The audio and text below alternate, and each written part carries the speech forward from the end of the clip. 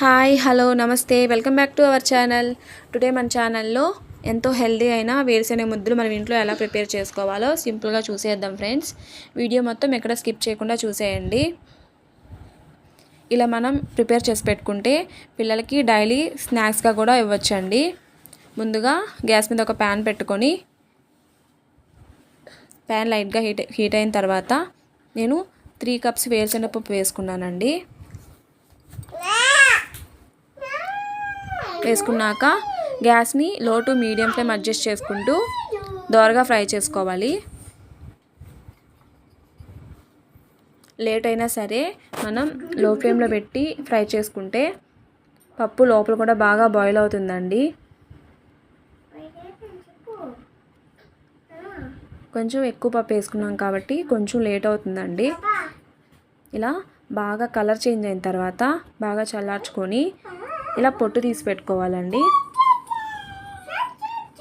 అదే ప్యాన్లో నేను 3 కప్స్ వేసుకున్నాను కదా అండి వేరుశెనగపప్పు. 3 కప్స్కి 1.5 కప్పు బెల్లం వేసుకుంటున్నాను.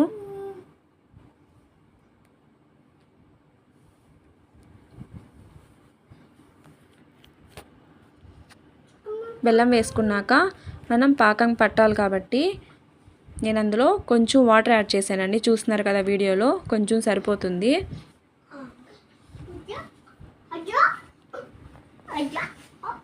బెల్లం మొత్తం కరిగేలోగా నేను ఒక ప్లేట్ తీసుకొని అందులో 1 టేబుల్ స్పూన్ నెయ్యి యాడ్ చేసుకున్నానండి. యాడ్ చేసుకొని ప్లేట్ మొత్తం బాగా అప్లై చేసుకోవాలి. ఇలా నెయ్యి అయినా ఆయిల్ అయినా అప్లై చేసుకుంటే వేరుశెనగ ముద్దలు అతుక్కోకుండా ఉంటాయండి.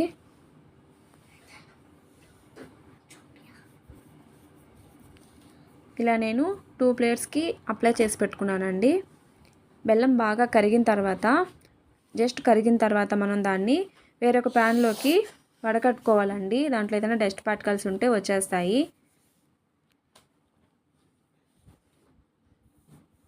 ఇలా వడగట్టుకొని ఆ ప్యాన్ గ్యాస్ మీద పెట్టుకొని బాగా పాకం పట్టుకోవాలండి. మనకి పాకం బాగా తిక్కుగా రావాలండి, అంటే ముదురు పాకం అంటారు కదా, అలా రావాలండి. ఇలా సిమ్లో పెట్టుకొని మనం గరిటెతో బాగా మిక్స్ చేస్తూ ఉండాలి. నేను పాకం టెస్ట్ చేసుకోవడానికి ఒక కప్లో ఇలా వాటర్ తీసుకున్నానండి. వాటర్ తీసుకొని అందులో ఇలా కొంచెం పాకం వేసుకున్నాను.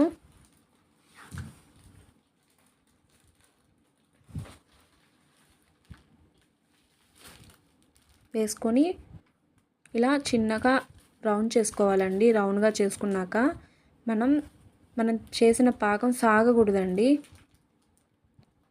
సాగకుండా మనం వించితే విరిగేటట్టు ఉండాలి పాకం.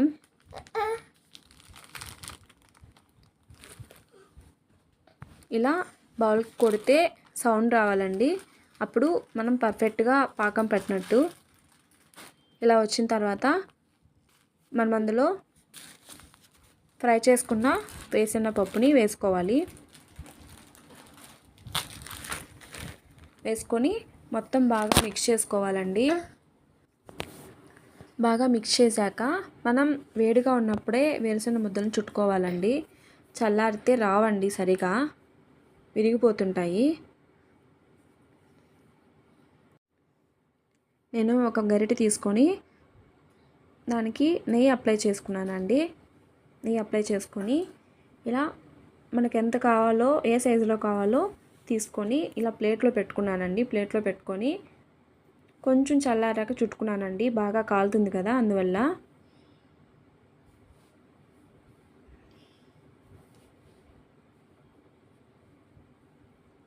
ఇలా పెట్టుకొని ఫింగర్స్తో బాగా రౌండ్ చుట్టుకున్నానండి. బాగా చల్లారాలండి.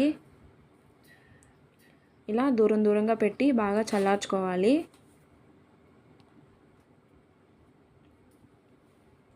చల్లారిన తర్వాత ఇలా మనం ఒక బౌల్లోకి సర్వ్ చేసుకోవాలండి. ఎన్ని రోజులైనా ఇలాగే ఫ్రెష్గా ఉంటాయండి.